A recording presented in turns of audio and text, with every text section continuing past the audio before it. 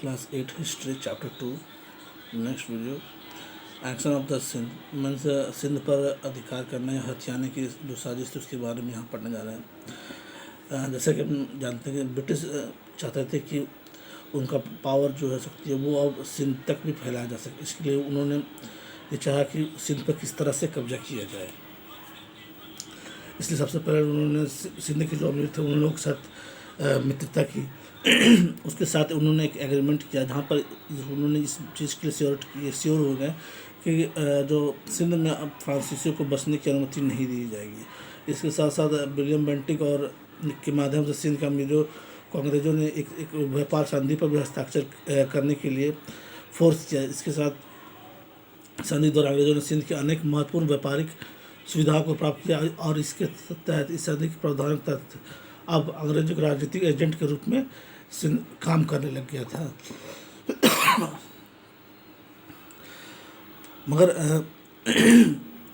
बाद में सिंध के अमीर नहीं चाहते थे कि अंग्रेज यहाँ पर बसे और इसलिए संधि के द्वारा सिंध में सहायक सेना तैनात होती जा रही थी। और सिंध के जो राजा महाराजा थे वो अंग्रेजों के साथ अब इस संबंध को ज़्यादा दिन तक नहीं रखना चाहते थे और इसीलिए फरवरी 1839 के लगभग में उन लोगों के बीच में एक नई संधि हुई जिसके अनुसार से अब सिंध पर बहुत हद तक अंग्रेजों का कब्जा बढ़ता चला गया।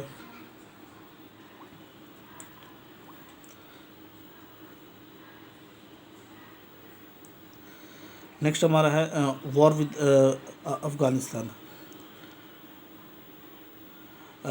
इसमें अंग्रेज़ों का जो युद्ध था वो अफ़गानिस्तान के साथ हुआ है। उसके जो मेन रीज़न थे वो ये थे कि अंग्रेज़ों ने लगभग अफ़गानिस्तान के कंधार, गजनी, काबुल से शहर पर अधिकार कर लिया था। अंग्रेज वहाँ पर अफ़गान की गद्दी के दावेदार शाह शुजा को भी अमीर घोषित कर दिया, मगर उन्हें यह डर था कि कहीं अफ़गान उनसे वापस न छीन जाए।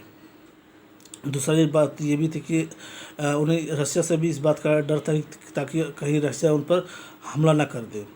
1841 में अफ़गान लोगों ने काबुल में अंग्रेज़ों के खिलाफ विद्रोह भी किया। उन्होंने ब्रिटिश सैनिकों को मारकर किले से में घेर लिया। 1842 में किले में अंग्रेज़ों ने आत्मसमर्पण कर दिया और उन्हें सुरक्षित बाहर निकालने का रास्ता भी दिया, लेकिन इससे चीज़ें बदली नहीं। अंग्रेज़ों धीरे धीरे इसके बाद भी अंग्रेज़ों का कब्ज़ा वहाँ पर होता ही चला गया।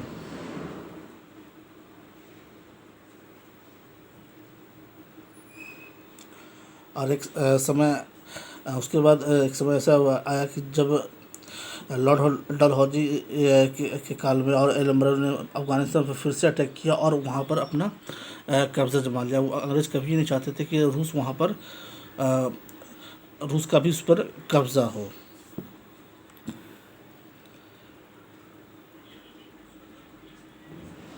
नेक्स्ट टॉपिक हमारा जो है the Burmese war.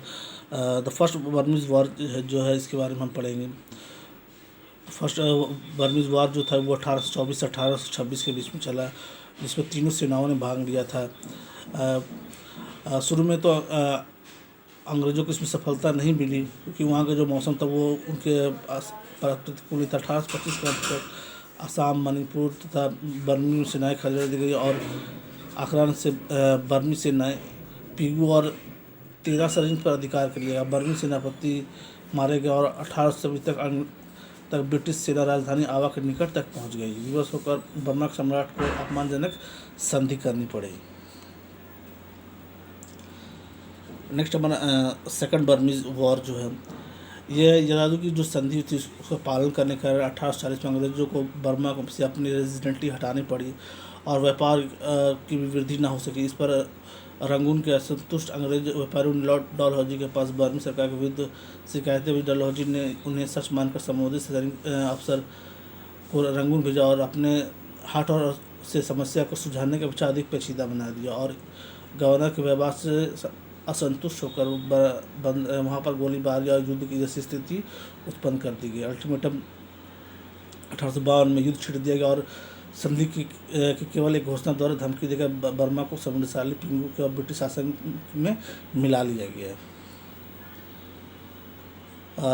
Third Burmese war जो है वो लगभग 33 वर्ष बाद 1885 में लॉर्ड डफरिन के शासनकाल में हुआ था।